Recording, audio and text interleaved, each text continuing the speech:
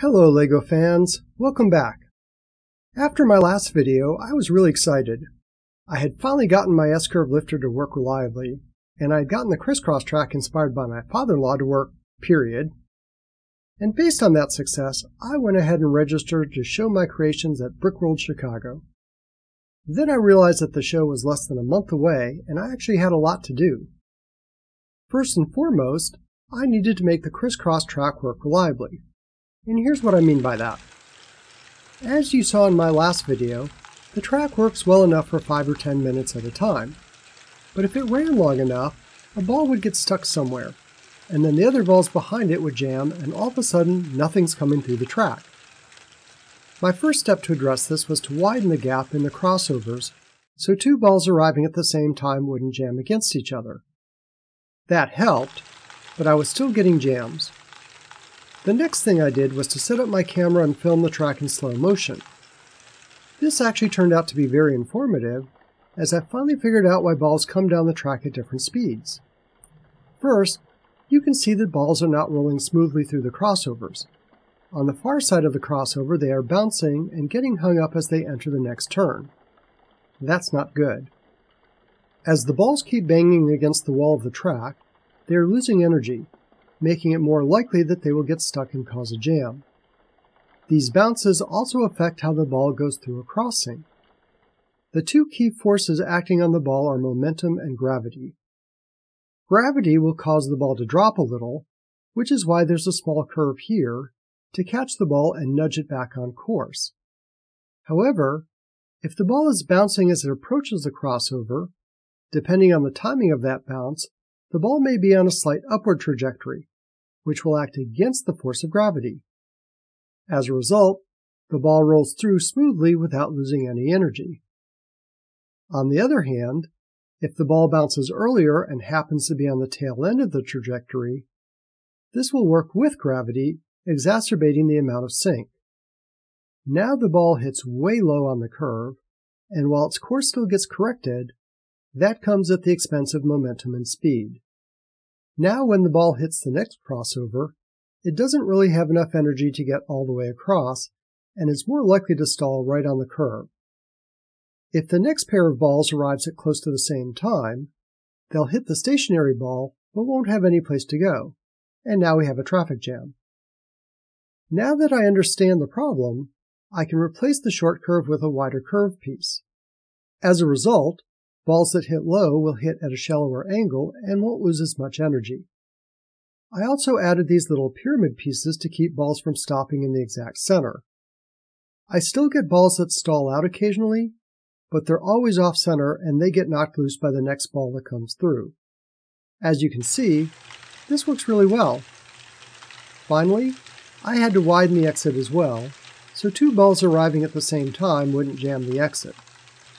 As you can see, the entire ball return is wide enough to carry multiple balls all the way back to the hopper. Next on the list, I want the S-curve lifter and marble run to be a standalone module, and I want the crisscross track to be a separate module. This means that both machines need to be modified to be compliant with the GBC standard. For the S-curve machine, that means the marble run has to be lowered to spit out balls at a height of 11 bricks above the table. It also has to be moved over so the exit is in line with the input hopper. First, the marble run. Instead of this 270 loop, which moves the track sideways, I think I'm going to build a simple spiral track like I had in episode 4. This way, I can lose 4 bricks of height with each loop, and the exit from the spiral will be right in line with the entrance. The exit from the lifter is 33 rows up. 3 loops will drop 12 rows, and the marble run can drop 10 rows, leaving me right at 11 rows above the table. Recently, someone asked me for a time-lapse of me building, so I can show you how the spiral comes together. To make the spiral itself, I build it a quarter turn at a time. One key change in this design is to use transparent bricks and panels, so people can see the balls moving through the spiral. This is the first quarter turn, then I need 11 more just like it. Next, the spiral needs a base which supports everything, and extends the last turn in a straight line to feed the next part of the machine. Now to add the turns on top of the base. And finally, the first turn needs to be extended as well to reach the exit from the lifter. Since the outrun is now shorter, my UV light strip has some extra length, but I'll just run it up and over the top of the spiral. While I'm working on lighting, I redesigned my lifter, again, this time to remove the windows and the associated glare completely. I discovered I could add some clips around the outside, and that helps keep balls inside the lifter, at least until they get to this point. I added clips to the center bars along with a small transparent rod, and that does the rest of the job. While I was doing this, I discovered another neat trick. It turns out that I don't really need two curved bricks to get balls to follow the path. If I have a curved brick on top, I can replace the bottom curve with a 1x2 brick and two 1x1 bricks, leaving these gaps to eliminate the lifter from the sides. I can even use transparent bricks for this, which will be even better. I'll be able to run my UV light strip along the sides of the lifter, rather than having some big tower standing in front of my build. Unfortunately, I realized that my UV light strip wasn't going to be long enough to go up one side of the lifter and all the way down the other side. So I called PV Productions, the company that makes the strip, to see if they could make me one in a custom length.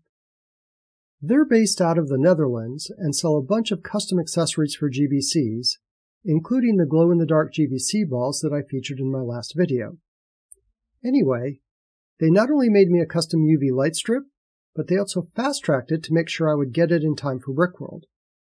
It arrived about a week ago, and I immediately installed it into the lifter. Here's what this looks like in the dark with glow-in-the-dark balls. How cool is that?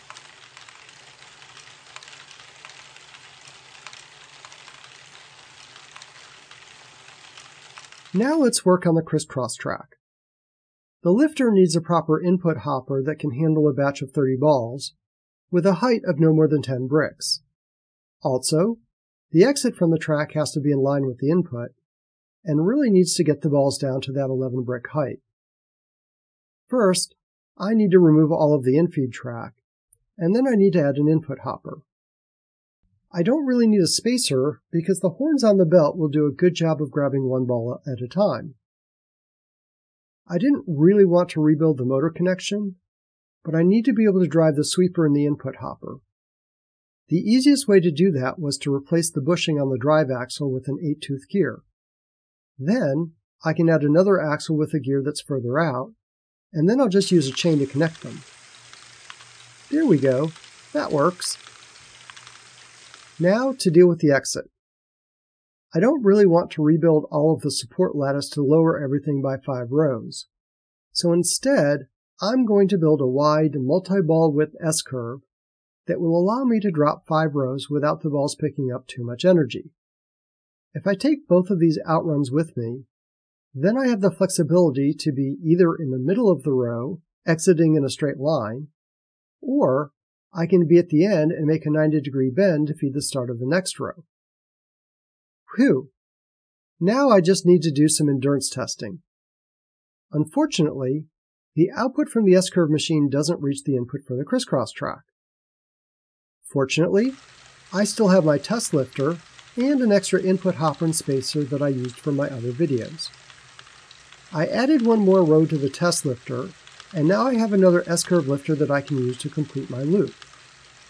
I'm planning on driving to Chicago, so I can take this with me as a spare model in case something breaks and can't be easily fixed while I'm out there.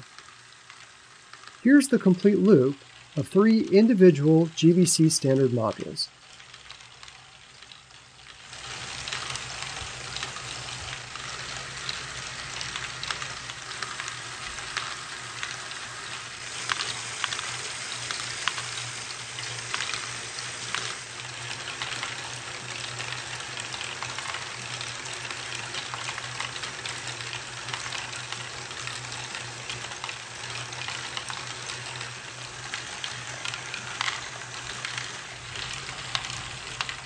So what else is on my list before I go to the show?